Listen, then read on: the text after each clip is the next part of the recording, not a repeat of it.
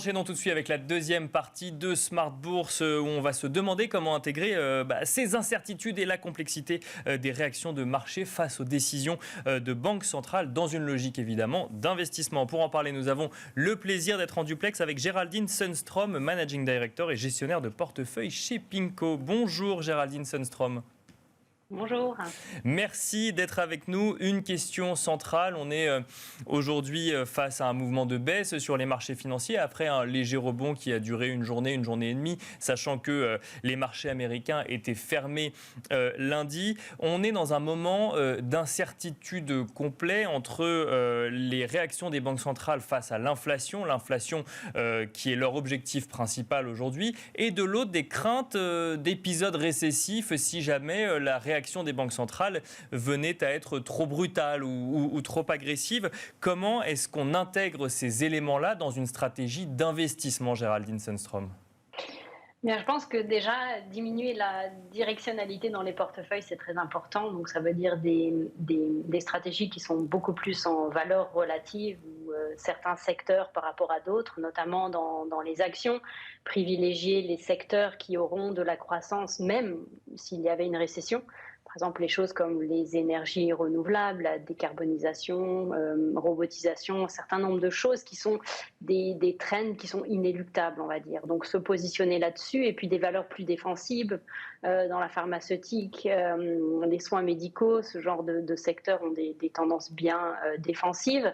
Et puis, s'éloigner de tout ce qui est beaucoup trop cyclique et de ce qui va être exposé à cette récession, donc notamment les choses comme l'immobilier, puisque ça va être très sensible au taux d'intérêt, des industriels beaucoup plus cycliques, et puis aussi potentiellement tout ce qui a un peu trop rapport avec les matières premières en dehors du pétrole, puisqu'il y a l'énergie, quelque chose de très particulier avec le conflit entre la Russie et l'Ukraine. Et puis, ce qui est alimentation, puisque là aussi, on a des problèmes climatiques qui font que les prix agricoles risquent de continuer de monter, même s'il y avait une récession. Donc effectivement, s'éloigner un petit peu de tous ces sujets cycliques. Vous avez mentionné le pétrole. Alors le pétrole, on le voit reculer depuis une semaine, un peu plus d'une semaine maintenant.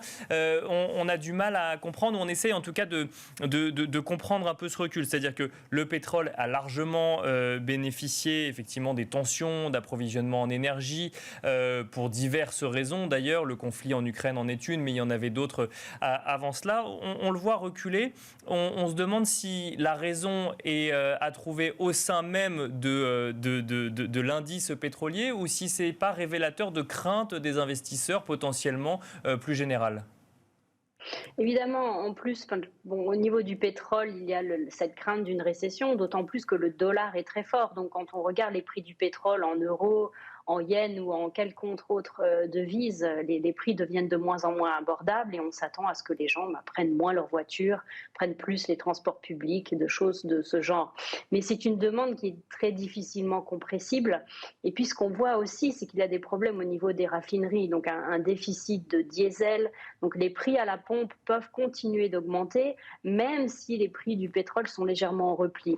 Donc, l'impact sur l'inflation n'est pas forcément très clair en ce moment. Et puis, ces problèmes climatiques qui génèrent de gros problèmes en Europe au niveau de la génération d'électricité par l'hydroénergie, et puis même des centrales nucléaires en France qui ont de gros problèmes. Donc, on voit les prix de l'électricité pour l'année 2023 qui continuent de monter en flèche. Donc, évidemment, le fait que ces banques centrales soient focalisées sur en fait, le headline inflation, donc l'inflation qui contient les prix de l'énergie, pas seulement le cœur de l'inflation, inquiète énormément les marchés, puisque pour arriver à une moyenne d'inflation de 2%, il va falloir d'autres secteurs de l'économie qui vont devoir produire une déflation très importante. Et donc, ça veut dire une récession potentiellement importante. Donc ce que vous dites, c'est que face à la situation actuelle, il va falloir un mouvement de balancier et donc une déflation dans d'autres secteurs, et donc une récession mécanique en fait, parce que je sais que la Fed prône un soft landing, ou espère en tout cas un soft landing. Est-ce que ça fait partie de vos scénarios du coup, ce soft landing ? Bien de moins en moins, tant que les banques centrales étaient à même de regarder l'inflation euh, au-delà des choses qui sont incompressibles, au-delà des choses dont elles n'ont pas le contrôle, c'est-à-dire, on va dire, surtout les prix de la nourriture et de l'énergie, ils n'ont absolument pas le contrôle là-dessus. On peut monter les taux, mais c'est un instrument très brutal. Les gens n'arrêtent pas de manger, ou les gens n'arrêtent pas le chauffage en plein hiver. Ils peuvent le faire, mais c'est quelque chose de pas très sympathique. Donc, effectivement, ça, c'est la grosse crainte et la grosse nouveauté des 2 dernières semaines, puisqu'on a entendu ça de la part de la Fed. Jay Powell a dit l'expérience du consommateur, ça n'est pas l'inflation core, mais l'inflation au sens général qui contient tous les prix dans l'économie. Et donc, ça veut dire qu'il va falloir de la déflation ailleurs, puisque c'est cette moyenne qu'il recherche. Ça paraît un petit peu insensé, mais c'est ce que la plupart des banques centrales au monde, dont la Fed qui est évidemment la plus importante, mais la BCE semble être un petit peu sur la même longueur d'onde, que les marchés s'inquiètent énormément. Et on a des pistes aujourd'hui de où cette déflation pourrait se trouver. Quels secteurs pourraient être ceux les plus concernés ou les concernés le plus rapidement? Alors, on voit déjà un certain nombre de prix reculer. On voit, par exemple, des grandes marques de magasins faire des soldes beaucoup plus importants qu'avant sur tout un tas de biens, vêtements, produits électroniques, etc., puisque la consommation était en baisse. Mais une nouveauté, on voyait beaucoup d'inflation dans le secteur des services.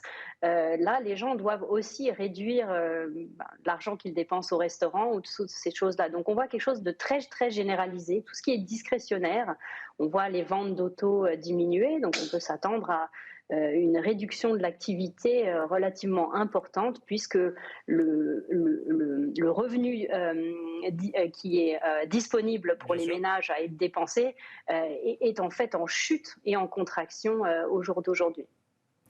Si on regarde, alors on a commencé cette discussion avec j'ai envie de dire la façon dont on gère ces investissements dans le contexte complexe qu'est le contexte actuel. Si on regarde vos scénarios pour la deuxième partie de l'année, quels sont vos scénarios de marché, Géraldine Sundstrom?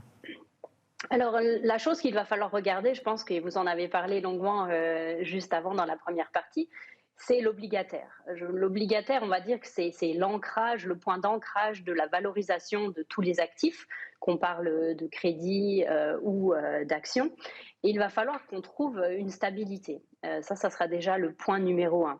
Ce qu'on va commencer à voir peut-être, c'est effectivement beaucoup d'incertitudes à court terme. Donc, le devant des courbes de taux pourrait continuer de monter, mais il y a un moment où le marché va commencer à pricer le fait qu'il va y avoir un ralentissement économique important et on va sûrement voir des inversions de courbe. Donc, on va probablement commencer à trouver pas mal de valeurs dans le milieu de la courbe des taux, on va dire entre le 5 et le 7 ans, notamment dans des pays comme l'Australie, le Canada.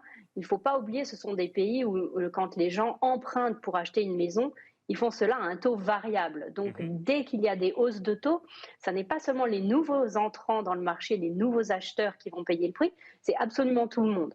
Donc là, le coup près tombe très vite et on peut s'attendre à ce que l'activité dans ces pays diminue plus fortement, plus rapidement. Et pourtant, le marché a des niveaux de taux dans ces pays, notamment l'Australie et le Canada, au-dessus de ceux des États-Unis. Donc, c'est difficile à comprendre. Donc, de plus en plus, un positioning, on va dire, qui va doucement mais sûrement vers plus d'obligataires. Et puis, une fois que ceci sera stabilisé, qu'on va comprendre peut-être l'étendue de cette récession, les contours de cette récession qui risque d'être quand même un peu inhabituels, eh bien sûrement le fait que les spreads dans le crédit ou que les valorisations dans certains secteurs des actions deviendront véritablement attractifs. Mais pour l'instant, on évite vraiment la directionnalité dans ces secteurs, ce serait plutôt du relative value, puisque justement, on ne sait pas jusqu'à quel point ces taux vont monter ou à quel point la récession pourrait être importante. Il nous reste vraiment quelques secondes, Géraldine Sundstrom. Les pays émergents, et notamment la Chine, si on peut encore appeler ça un pays émergent, sont à garder dans les portefeuilles dans le contexte actuel, où il faut réinvestir peut-être?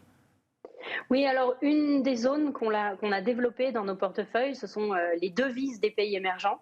Elles sont très sous-évaluées d'après nous. Elles offrent un portage extrêmement important, même en réel, puisque l'inflation souvent est plus basse que dans les pays développés. Et puis ce sont des banques centrales qui ont déjà commencé à monter les taux il y a un an en général. Donc un différentiel de taux d'intérêt nominal et réel à des niveaux historiques, des devises qui sont très sous-évaluées, des positions externes de balance des comptes courants qui sont en très bonne santé par rapport à d'habitude, et souvent des termes de l'échange qui vont beaucoup mieux, puisque ce sont des exportateurs d'énergie et des exportateurs de pays agricoles.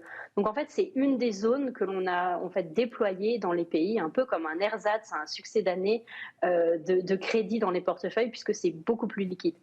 Merci beaucoup Géraldine Sundstrom d'avoir répondu donc à nos questions dans Smart Bourse à la mi-journée. Je rappelle que vous êtes Managing Director et gestionnaire de portefeuille chez PIMCO. Merci également à vous de nous avoir suivis et je vous donne rendez-vous ce soir dans la grande édition de Smart Bourse à 17h en direct sur Bismart.